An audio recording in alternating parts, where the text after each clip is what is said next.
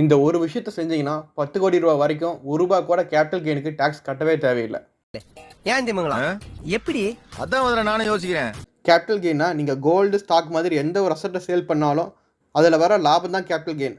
அதுக்கு நீங்கள் கட்ட போகிற டேக்ஸ் தான் capital gain tax. Gold, silver, stock, mutual fund, லேண்டுன்னு நீங்கள் எதை சேல் பண்ணாலும் சரி, அதுலேருந்து வர லாபத்துக்கு செக்ஷன் 54F யூஸ் பண்ணி டேக்ஸ் கட்டாமல் இருக்கலாம். ஃபார் எக்ஸாம்பிள், நீங்கள் 2020 ஒரு 50 லட்சத்துக்கு 2 ஏக்கர் நிலம் வாங்குறீங்க.